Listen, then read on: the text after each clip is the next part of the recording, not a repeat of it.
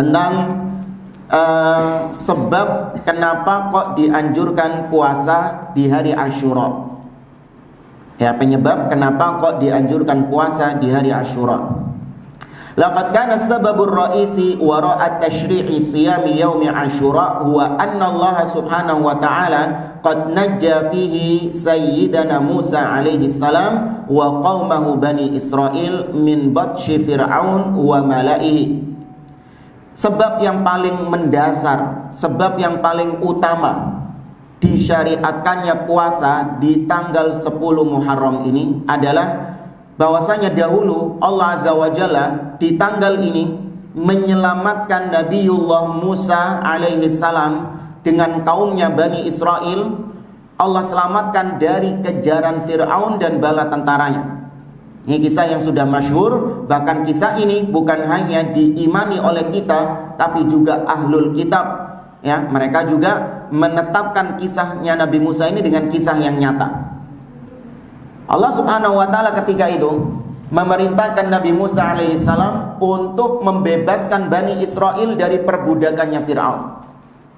Ketika itu Musa membawa Bani Israel yang beriman kepada Musa keluar dari kerajaan Fir'aun, keluar dari Mesir. Fir'aun yang ketika melihat Bani Israel dibawa kabur sama Nabi Musa, gak terima. Karena Fir'aun selama ini bergantung kepada Bani Israel kehidupannya, pembangunan kotanya. Karena Bani Israel ini dijadikan sebagai budak-budak, pekerja-pekerja. Lah ini kalau hilang, ya sudah mati kotanya. Gak ada yang bekerja lagi untuk kita. Maka dikejarlah oleh Fir'aun. Ya, sesampainya di lautan, Allah subhanahu wa ta'ala memerintahkan kepada Musa, anidrib bi'asakal bahr fanfalaqa fakana kullu firqin kataudil azim. Allah mengatakan, wahai Musa, pukulkan tongkatmu ke laut. Maka ketika itu laut pun terbelah, setiap belahan seperti gunung yang besar. Maka Musa dan Bani Israel pun kabur melewati laut tersebut yang sudah terbelah dengan izin Allah subhanahu wa ta'ala, dan menenggelamkan Fir'aun dengan bala tentaranya. Nah, tatkala diselamatkan ini, sudah tidak lagi dikejar-kejar sama Fir'aun. Fir'aunnya sudah mati. Tatkala diselamatkan, Nabi Musa alaihissalam berpuasa di hari tersebut, ya, sebagai bentuk syukur kepada Allah Azza wa Jalla karena sudah diselamatkan dari kejaran Fir'aun. Nabi Musa berpuasa. Di sini disebutkan di riwayat Imam Bukhari dan Muslim dari sahabat Abdullah bin Abbas radhiyallahu anhuma, dia menceritakan, qadiman Nabi sallallahu alaihi wasallam al-Madinah fara'al yahuda tasumu yawma Ashura faqala ma hadha qalu hadha yawmun salih hadha yawmun najjallahu bani Israil min aduwihim. Kata Abdullah bin Abbas, suatu ketika Nabi datang ke kota Madinah. Ya, Nabi berada di kota Madinah. Kemudian Nabi mendapati orang-orang Yahudi sedang berpuasa di hari Asyura. Nabi dapati mereka berpuasa di hari Asyura. Nabi pun bertanya, hari apa ini? Ya, hari apa gerangan kok kalian berpuasa? Mereka mengatakan, ini hari yang baik, ini hari yang spesial bagi kami. Di hari inilah Allah menyelamatkan Bani Israel, nenek moyang mereka, menyelamatkan Bani Israel dari kejaran musuh mereka, yaitu Musa. Fasamahu Musa syukran lillah. Maka Musa ketika itu berpuasa sebagai bentuk syukur kepada Allah Azza wa Jalla.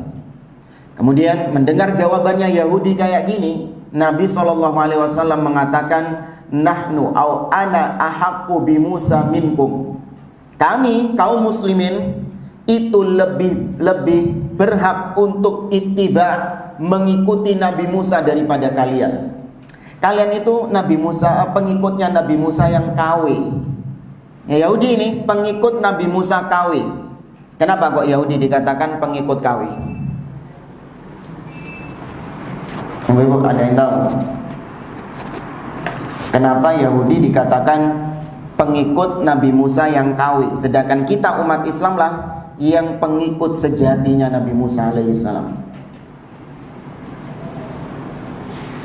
Bapak sini ada yang tahu? Kenapa Yahudi kok dianggap pengikut Nabi Musa KW? Hah?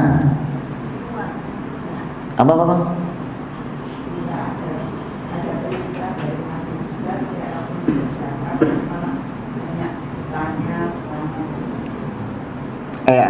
Salah satunya, poin yang pertama tadi yang disebutkan, Nabi Musa alaihissalam dalam kitab Tauratnya telah menginformasikan tentang kedatangan Nabi Muhammad SAW. Ya, di dalam kitab Taurat sudah dikabarkan tentang Nabi Muhammad SAW. Tapi ternyata ketika Nabi datang, benar-benar datang sesuai dengan gambaran Taurat itu, mereka justru nggak mau beriman kepada Nabi. Kenapa? Karena Nabi Muhammad SAW bukan dari kalangan Bani Israel. Disebabkan karena nabi-nabi dan rasul-rasul yang selama ini diutus itu semuanya kebanyakan dari Bani Israel. Tapi tiba-tiba nabi terakhir, nabi pamungkas ini justru datangnya dari Arab, dari bangsa Arab. Sedangkan bangsa Arab itu selama ini oleh orang-orang Yahudi dianggap sebagai kaum aradhil, kaum rendahan, ya, dianggap sebagai kaum yang rendah kualitasnya, kaum yang tidak punya keutamaan, kaum yang tidak punya harga diri. Orang Yahudi memandang seperti itu. Tahu-tahu nabinya diutus dari situ. Malu mereka kalau mau beriman, menjilat ludah sendiri, mending kufur sekalian. Ya, padahal mereka yakin bahwa Nabi Muhammad SAW adalah nabi, adalah utusan Allah. Itu orang Yahudi yang tahu. Orang-orang Arab ini mereka beragama dengan agama musyrik, bukan dari kitab. Paham nggak maksudnya? Orang Arab itu agamanya dahulu, kaum musyrikin, agama mereka berdasarkan akal mereka sendiri. Apa yang mau mereka kerjakan, mereka kerjakan. Tidak dibimbing wahyu. Tidak ada kitab suci yang membimbing mereka, nggak ada. Mereka tidak mendapatkan informasi tentang nabi, tidak mendapatkan informasi tentang rasul. Itu orang Arab kayak gitu agamanya. Bahkan sampai sebagian sahabat dahulu, saking konyolnya mereka beragama, kita itu terkadang kalau nggak punya berhala, kita bikin berhala dari adonan roti. Ketika kita lapar, ya, maka kita makan roti itu. Tuhannya dimakan. Ya, sampai segitu konyolnya mereka beragama. Yahudi enggak. Yahudi mereka beragama dengan tuntunan wahyu, dengan kitab, ya, Taurat yang ada di tangan mereka. Sehingga yang punya data, informasi tentang kedatangan Nabi Muhammad SAW adalah Yahudi. Orang Arab enggak punya data itu. Tapi ketika mereka Nabi datang, justru yang beriman adalah orang-orang Arab dulu. Sedangkan Yahudinya enggak beriman. Makanya Allah mengatakan kepada mereka dalam surah Al-Baqarah, "Wala takunu awwala kafirin bih." Wahai orang-orang Yahudi, jangan kalian menjadi kelompok pertama yang kufur kepada Muhammad. Ya, kok bisa itu loh kalian yang pertama kali kufur? Harusnya kalian yang pertama kali beriman. Karena kalian yang punya datanya, kalian yang punya informasinya. Orang Arab nggak punya. Kok kebalik sekarang? Ya. Kemudian orang-orang Yahudi, diantaranya ucapan seorang tokoh Yahudi yang bernama Huyai bin Akhtab. Huyai bin Akhtab ini mertuanya Nabi. Ya, mertuanya Nabi SAW. Jadi istrinya Nabi ada yang Yahudi. Ada yang tahu siapa? Sofia. Ya, Bani Israel itu asli. Huyai bin Akhtab, dia pernah menceritakan, ya, dia pernah menceritakan tentang bagaimana keyakinannya dia terhadap Nabi SAW. Ya, dia meyakini bahwa aku lebih yakin Muhammad itu sebagai utusan Allah daripada Sofia sebagai putriku. Kalau Sofia putriku, bisa jadi istriku selingkuh sama laki-laki lain, kemudian lahir Sofia. Tapi kalau Muhammad, aku yakin dia itu utusan Allah. Kenapa? Persis seperti informasi yang ada dalam Taurat kita. Ya, persis informasinya. Cuman kenapa kita nggak mau menerima Muhammad sebagai seorang nabi? Mereka mengatakan kepada orang-orang Arab, "Fan nabiyyu minna la minkum."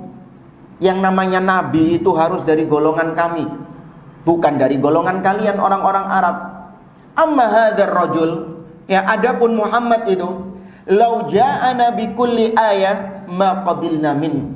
Andai kata dia membuktikan kenabiannya, dia datangkan bukti-bukti bahwa dia seorang nabi, didatangkan 1000 bukti, 10.000 bukti, 1.000.000 bukti, kami tetap tidak akan menerima dia sebagai seorang nabi. Ini orang-orang Yahudi seperti itu. Maka mereka disebut pengikut Musa yang KW. Musa memerintahkan kalian untuk beriman kepada Taurat, yang salah satu perintah Tauratnya adalah beriman kepada Nabi Muhammad SAW. Tapi kalian gak mau beriman. Maka Nabi pun marah. Nabi mengatakan kepada mereka, "Nahnu ahaqqu bi Musa minkum." Kami umat Islam lebih berhak untuk mengikuti Nabi Musa daripada kalian. Ya. Fasamahu wa amara bisiyamihi. Maka Nabi pun berpuasa dan memerintahkan untuk berpuasa. Memerintahkan para sahabat-sahabatnya untuk berpuasa. Kemudian dalam riwayat yang lain dari Aisyah radhiyallahu anha qalat, Aisyah bercerita, "Kana yaumu Asyura yauman tasumuhu Quraisyun fil jahiliyah." Kata Aisyah, hari Asyura juga hari yang orang-orang kafir Quraisy mereka berpuasa di hari itu ketika mereka masih jahiliyah. Lihat, ini hari bukan cuma diagungkan sama Islam, sama Yahudi, bahkan musyrikin Quraisy di zaman jahiliyah mereka juga berpuasa. Wa kana Rasulullah sallallahu alaihi wasallam yasumuhu.